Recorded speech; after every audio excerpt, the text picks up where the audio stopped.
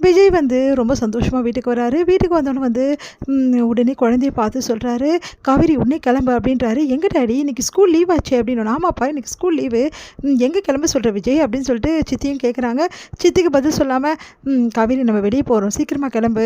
"எங்கே விஜய் திடீர்னு வெளியே போகிறீங்க?" அப்படின்னு சொல்லிட்டு கேட்குறாரு தாத்தா. உடனே அதுக்கும் பதில் சொல்லாமல், "வா காவேரி" அப்படின்னு சொல்லிட்டு காவேரி வந்து கிளப்புற வேலையை பார்த்துட்ருக்காரு. அதை பார்த்து வந்து தாத்தா வந்து, "எங்கேப்பா போகிறீங்க? எதுவுமே சொல்லாமல் கிளம்புறிய விஜய், இன்னைக்கு ஸ்கூல் கூட இல்லையே, வெளியே எங்கேயாவது வெளியே போகிறீங்களா? சரி எல்லாருமே போயிட்டு வரலாமே ஜாலியாக" அப்படின்னு சொல்லிட்டு இருக்காங்க. சித்தியும் வந்து அப்புறம் வந்து தாத்தா அதுக்கப்புறமா சித்தப்பா எல்லாருமே பார்க்குறாங்க. அதை பார்த்துட்டு வந்து, "யாரும் தேவையில்லை, நானும் என் பொண்ணும் வெளியே போகிறோம், யாருக்கும் நாங்கள் சொல்ல வேண்டிய அவசியம் கிடையாது, எங்கள் விஷயத்தில் தலையிடாமல் இருக்கிறதா எல்லாருக்கும் நல்லது, நீ வா காவேரி போகலாம்" அப்படின்னு சொல்லிட்டு கிளம்புறாங்க. உடனே வந்து, "ஏன் விஜய் இப்படிலாம் பண்ணுற?" அப்படின்னு சொல்லிட்டு சொன்னோன்னே பார்த்துட்டு முறைச்சிட்டு கிளம்புறாரு. விஜய் நம்ம மேலே இவ்வளோ கோவமாக இருக்கானே, காலையே வந்து காவேரி கூட்டிகிட்டு எங்கே போகிறான் இவன், ஒன்றும் புரியலையே அப்படின்னு சொல்லிட்டு எல்லோரும் யோசிக்க ஆரம்பிக்கிறாங்க.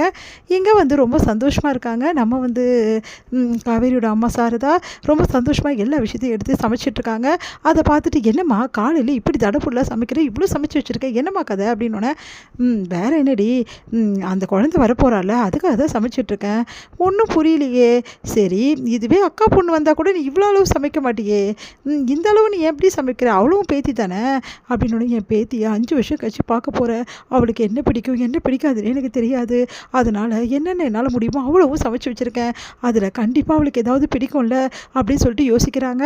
"என்னம்மா நான் என்னமோ கேட்குறேன், நீ என்னமோ பண்ணிகிட்ருக்க, என்ன யோசிச்சுட்ருக்க?" அப்படின்னோடனே, "ஒன்றும் இல்லடி, அந்த குழந்தைக்கு என்ன பிடிக்கும் பிடிக்காதுன்னு தெரியாதுல்ல, அதனால தான் இதெல்லாம் சமைச்சேன், அவளுக்கு எது பிடிக்குமோ சாப்பிடுவாள்ல, அதனால தான் டி" அப்படின்னோடனே, "எனக்கு ஒன்றும் புரியலம்மா, யாரோ வீட்டு குழந்தைக்கு நம்ம ஏம்மா இதெல்லாம் பண்ணணும், ஏதோ ஒன்று சாப்பிட ஸ்நாக்ஸ் அந்த மாதிரி கொடுத்தா முடிஞ்சு போச்சு" அப்படின்னோடனே, "யாரோ வீட்டு குழந்தையா இப்படி பேசுகிறா பாரு, உன் குழந்தைடி, உன் வயிற்றில் 10 மாதம் சுமந்து பெற்ற குழந்தை" அப்படின்னு சொல்லிட்டு அப்படி பார்த்து முறைக்கிறாங்க. "என்னம்மா என்னை பார்த்து இப்படி முறைக்கிற?"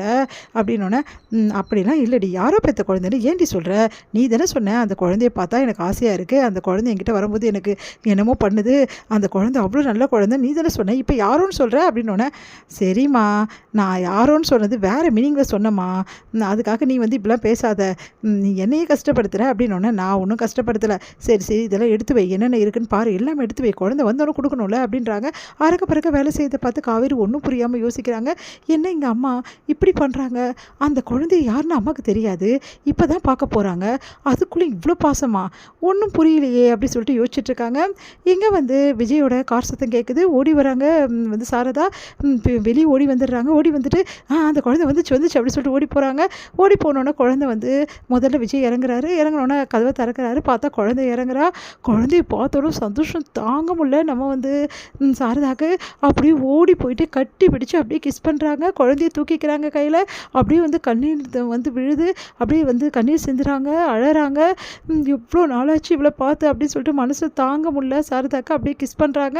ஒன்றும் புரியாமல் குழந்தையே இருக்காங்க. இங்கே காவேரிக்கு ஒன்றுமே புரியல, என்ன நடக்குதுன்னு புரியாமல் அப்படியே பார்த்துட்டே இருக்காங்க காவேரி.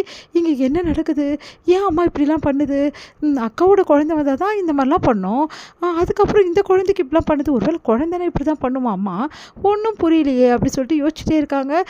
"அம்மா" அப்படின்னோடனே, "ஐயோ காவேரி பார்க்குறாளே, அத்தை கொஞ்சம் அடக்கி வாசிங்க, காவேரி பார்க்குறா" அப்படின்னோடனே, "ஆமாம் மாப்பிள்ள" அப்படின்னு சொல்லிட்டு கண்ணீரை தொடச்சிக்கிறாங்க. "வாங்க வாங்க" அப்படின்னு சொல்லிட்டு உள்ளே கூட்டின்னு போகிறாங்க. "என்னம்மா என்ன ஆச்சு உனக்கு?" அப்படின்னோடனே, "இல்லடி, இந்த குழந்தைய பார்க்கும்போது அக்கா குழந்தை பார்க்குற மாதிரியே இருந்ததுடி, அதனால தான் கொஞ்சம் உணர்ச்சி பட்டுட்டேன்டி" அப்படின்னோடனே, ஒன்றும் புரியலையே அப்படி சொல்லிட்டு காவேரி பார்த்துட்ருக்காங்க. "வாங்க வாங்கன்னு சொல்லிட்டு காவேரி சொல்கிறாங்க. "மிஸ்" அப்படி சொல்லிட்டு ஓடி வந்து ஹக் பண்ணிக்கிறாங்க நம்ம குட்டி காவேரியை.